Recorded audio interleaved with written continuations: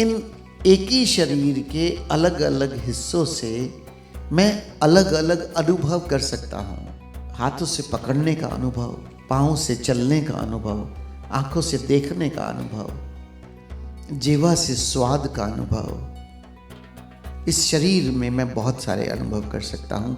इसी तरह चैतन्य है, उसका एक अनुभव है जानना।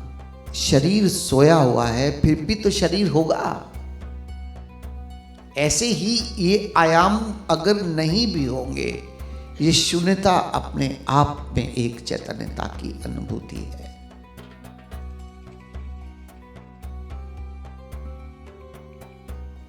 कल एक मित्र ने मुझसे पूछा, कहते हैं कि आप चैतन्यता की बात करते हैं, लेकिन किस अनुभव को मैं ये जानूं कि ये मैं चैतन्यता का अनुभव कर रहा हूं या ये दिव्य चैतन्य है। पहली बात एक हमें समझनी होगी कि हमारा तादात्म्य हमारे शरीर से बहुत गहरा है। हमने जब भी आईना देखा, अपनी सूरत देखी, अपने शरीर को देखा, उस अक्स से हमारा तादात्म्य इतना जुड़ता चला गया कि अब अगर हम सोए भी हों, सपने में भी अगर कोई हमसे पूछे कि हम कैसे हैं, तो हमारा चेहरा सामने आ जाएगा, क्योंकि इतना गहरा तादात्म्य हमारे अवचेतन तक चला गया है। हमारा नाम, इससे हमारा तादात्म्य इतना जुड़ा हुआ है कि इससे मिलता जुलता नाम भी कोई पुकारे, हमें गलत फहमी भी हो जाए तो हम सोचते हैं हमें ही पुकारा है। ये शरीर और ये नाम, इससे सबसे गहरा तादात्म्य है। उसके बाद हमारे मन से, क्योंकि इसके बाद अगर कोई हमें उलझाए रख रहा है तो ये विचार हर समय कुछ ना कुछ इनर मोनोलॉग चलता रहता है। हम कभी खाली नहीं होते। हम सोचते हैं कि हम खाली हैं, पर खाली है नहीं, हम व्यस्त हैं इन विचारों में। Yesterday, one of my friend asked me, which experience I can just call that this is the experience of the consciousness, the divine consciousness. One thing we have to remember, that where is our strong association is, and that is with my name. If anybody calls name familiar to my name also, I just pay attention, just thinking that somebody is calling me, because that association with the name is so strong. Secondly, I'm looking my face into the mirror from the childhood. The association is so strong.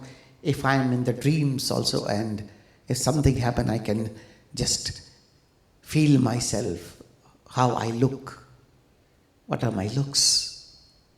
This association is very strong. And the second association which is with my mind. Because all the time I am with my thoughts. Everybody is thinking I am free, I am not doing anything. But actually I am not free, because I am involved with my thoughts so intensively that without doing anything also I am doing something. That is an inner monologue. Now, if I take out all three of experiences from you, and then, we talk about the emotions also, that we are always moving in the motions. Emotions are which is in the motion, sometimes happy, sometimes sad. These emotions are also carrying me all the time. The last association, the wrong association is with my emotions. या एक और तल जोड़ लेते हैं, भाव का तल, उससे भी मेरा तादात्म्य इतना गहरा है, क्योंकि हर समय या मैं खुश हूँ या मैं उदास हूँ। ये खुशी, ये उदासी भी भाव है, इससे भी मेरा तादात्म्य जुड़ा हुआ है। अगर मैं जीवन से इन चार तलों को निकाल दूँ, शरीर, मानो शरीर की भी कोई अनुभूति ना हो रही हो, नाम से भी मैं दूर चला जाऊं, और भीतर ये विचार भी मेरे पास ना हो, और मैं भावों से भी परे हूं, तो कौन बचेगा? जो बचेगा वही चैतन्य का अनुभव है। क्योंकि किसने जाना कि मेरा नाम ये है, किसने जाना कि मेरा शरीर ये है, किसने जाना? कौन उलझा हुआ है उस विचारों से हर पल? कौन बह रहा है भावों में? और अगर ये चार चीजें ना हो तो वो जो जान रहा था वो तो तब भी रहेगा। और तब वो जान रहा है शरीर के उपरांत उसका होना, निर्विचार अवस्था में उसका होना, कोई भाव नहीं है, फिर भी ये जानना कि इस समय इस पल कोई भाव नहीं है। तो ये जानने वाला जो बचता है यही चैतन्य है। जानना इसकी क्वालिटी है, इसकी गुणवत्ता है, और शून्यता इसका होना है। एक बात ठीक से समझ लो, बिना जाने भी आप शून्य हो सकते हैं। क्योंकि जब शून्यता को जान रहे हैं और अंत में अगर आपको ये अनुभव हो रहा है कि हम कहते हैं कि शून्यता में भी विलीन हो जाओ और शून्य हो जाओ, तो वो जो शून्य हो गया अंत में, जहां अब केवल अनुभव रह गया, अनुभव जानने वाला भी विलीन हो गया, वो एक सत्य अनुभूति है स्वयं के होने की, जहां जानने वाला भी अब नहीं बचा, जहां दो है ही नहीं, जहां केवल और केवल एक। जैसे ज्ञाता और ज्ञेय जिसे जाना जा रहा है, ज्ञाता जो जानने वाला है। और अगर इन दोनों को विलीन करके शुद्ध ज्ञान रह जाए, वो जो ज्ञान है, वो जो नॉलेज है,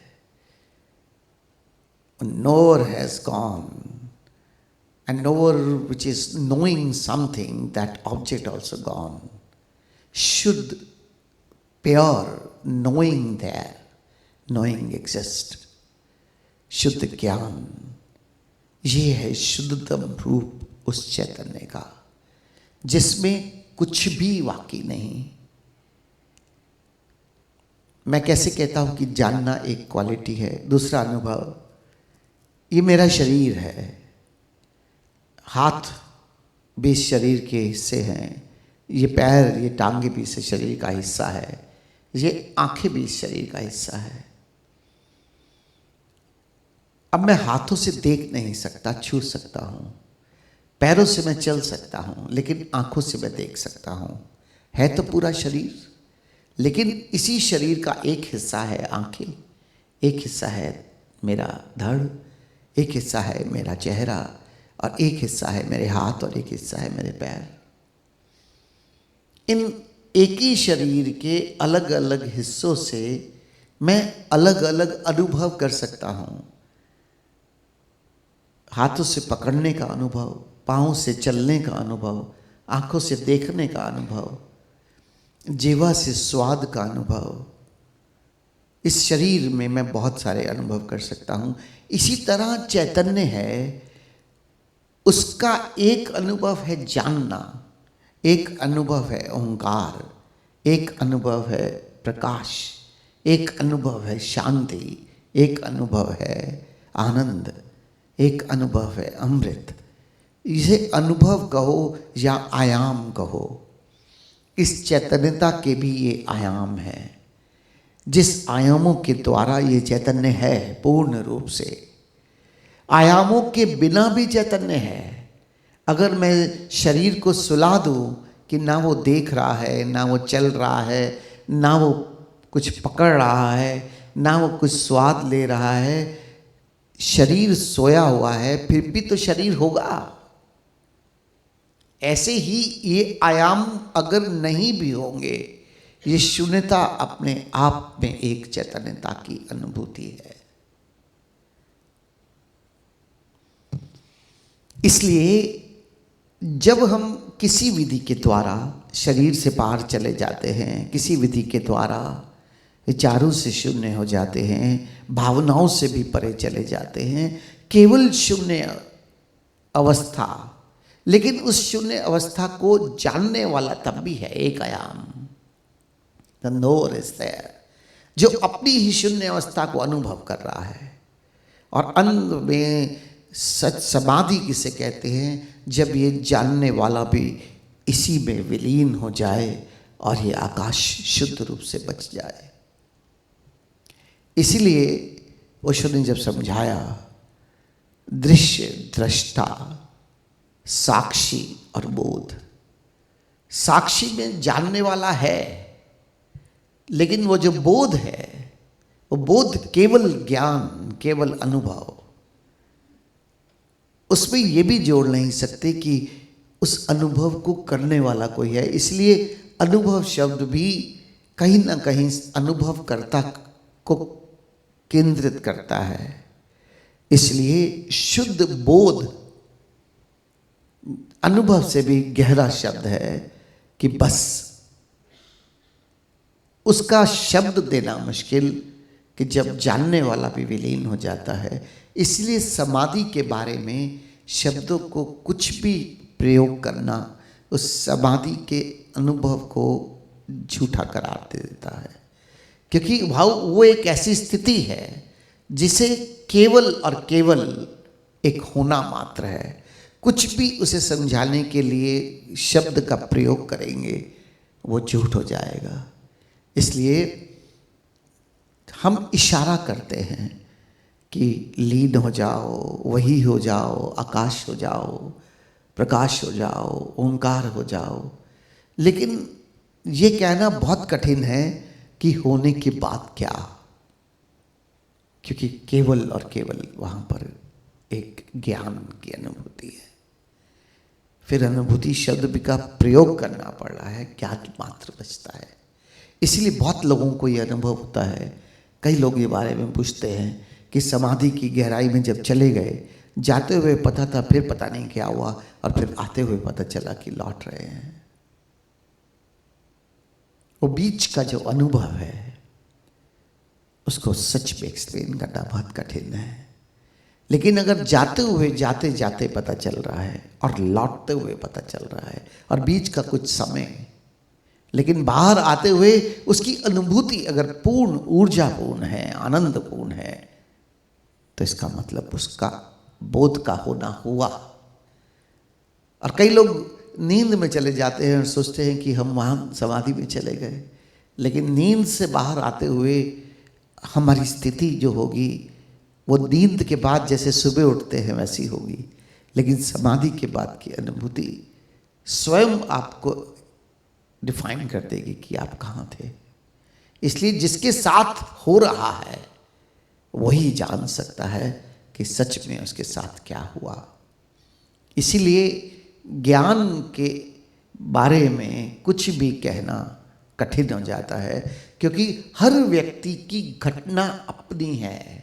जैसे अंगूठे के निशान अपने हैं, ऐसे ये घटना मेरी सिर्फ और सिर्फ मेरी अपनी है, और मैं उसे किसी भी तरह से कहने का प्रयास करूँगा, शब्द कम पड़ जाएंगे।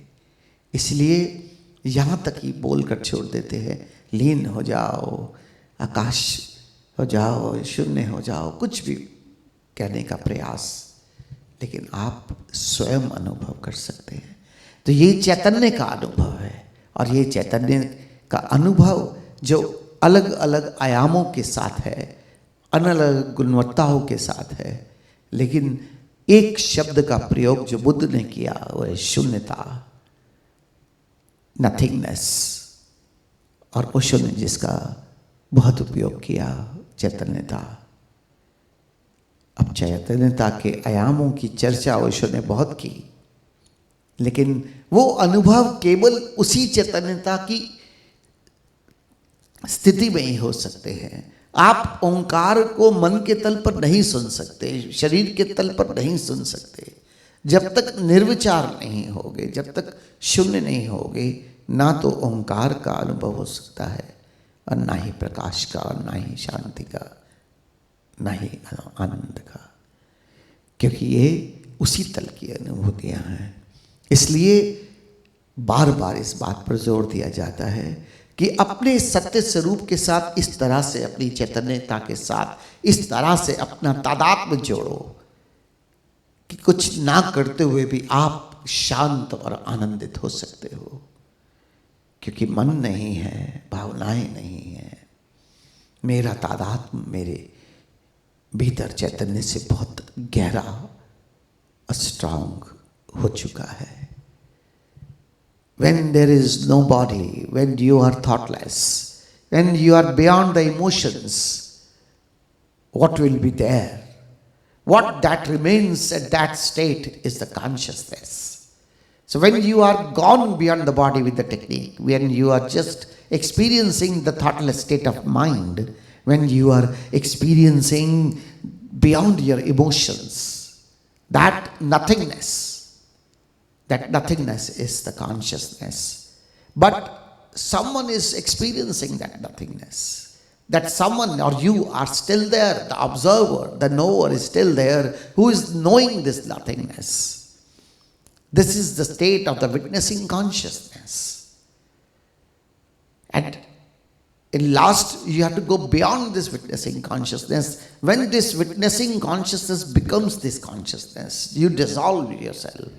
This knower, just be the knower, be the known. What is knowing, the process is only remains. The knowledge, the pure knowledge is there. Because when we are saying that some knower is there, that means still there is a dimension of the consciousness is there. Still you can't say that purely you are in the purest form. You are at the level of consciousness. But at last you have to become the consciousness. That is the purest form. That's why Osho is explaining this drashta, sakshi, the witnessing consciousness, and the both, that is the pure knowledge. So this is the step we have to take it. Very difficult to explain the state when you are totally in the nothingness. You become the nothingness. Now what you will say? That's why in the process of samadhi, many people ask that we have gone and we have come out, but where we were, we don't know. We can't explain what happened to us. I think that's a samadhi. But still there is a confusion in the sleep and the samadhi. Because few people goes into the sleep and come back while doing the meditation, and they have a confusion. But the after effect of ecstasy, the samadhi will be different, because you feel energetic, you feel blissful, you feel total, that you are there with the full energy. That is the samadhi ecstasy. But if you are coming out from the sleep, there is little bit of laziness in you, and what you are experiencing in the morning sometimes. So what is happening with you, what happened with you, only you can experience that. No one else can explain anything to you. Only we are trying to make you just little bit of tips. What is what and how you are feeling it and how you are experiencing it. So dear friends, be in this nothingness. Be in this emptiness. Experience, and then let that experiencer also dissolve in this emptiness and be the pure emptiness in it. That is the purest state. So start with the body, knowing the body. Start with the knowing the thoughts. What we are trying to make a technique like this. Sometimes you are experiencing the emotions. But beyond that, when you reach into your emptiness, that is the experience of the consciousness. इसलिए शरीर से शुरू करते हैं. शरीर को जान रहे हो, मन के विचारों को जान रहे हो, उसके बाद मन की शून्यता को भी जान रहे हो, भावों से परे हो. इन सब को जो जानने वाला है, गेस्टाल्ट चेंज करके जानने वाले के पास आ जाओ, जो प्योर शून्यता है, जो नथिंगनेस है, वही चैतन्यता है.